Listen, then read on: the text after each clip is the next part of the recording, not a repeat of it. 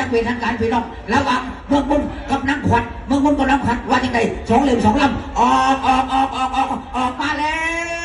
วพี่น้องไปไผ่ซีได้คองอันดับที่3หรือจะเป็นอันดับที่4นะตอนนี้เวลานี้จับตามองจ้องตามองนับกันพี่น้องเบิ่งคักอย่าสุผักสายตาในกอกขึ้นมาแล้วพี่น้องไปน้ำแต่เป็นบอกนับออกเป็นควันน้ำควัน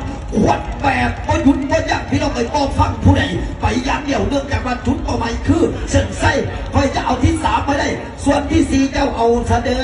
จจับมือกันด้วยเส้นทางการเงินการทองเงินสังลักเขาคู่ขี้สูสีกันมากอดคอกันมาเสมอกันสมานเกิดกอดคอกันสนับสูสี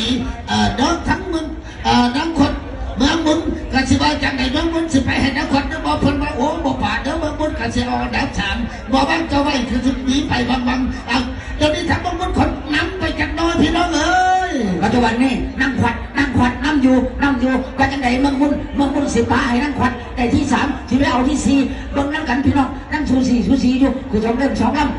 นั่งขวัญนั่งขึ้นมาว่าจังไหนเมืองบุญก็จี้ขึ้นมานั่งขวัญนี่เจ้าสิหนีไปใส่เมืองมุนว่าจากไหนสิหนีหรือสิอยู่หรือสิไปแต่ว่าพี่น้องเขากับนักคนเขาตอนนี้ขอแล้วหายหัวหายถ่ายกันเลยงัดหาแล้วพี่น้องเลยแต่ว่าตอนนี้ว่าจากไหนพี่น้องทางมุนสิหนีหรือมาดูทีพี่น้องรู้เลย2 เล่ม 2 ลำให้ไปน้องให้เอาน้ำขวัญเมืองบุญกับนั่งขวัญนี่ขึ้นมาเมืองบุญอันขึ้นมาเมืองบุญคู่ขี้สูสี2 เล่ม 2 ลำนั่งขวัญนั่งไปได้ดิพอแล้วเมืองบุญเอาว่าจังไงจี้กันขึ้นไปนะขวัญมาจะได้จี้ขึ้นมาจะนับขึ้นไปจะได้ก็ได้เมืองมุนสบายจะได้เอาคันจะคู่ขี้สูสีพี่น้องเอ้ย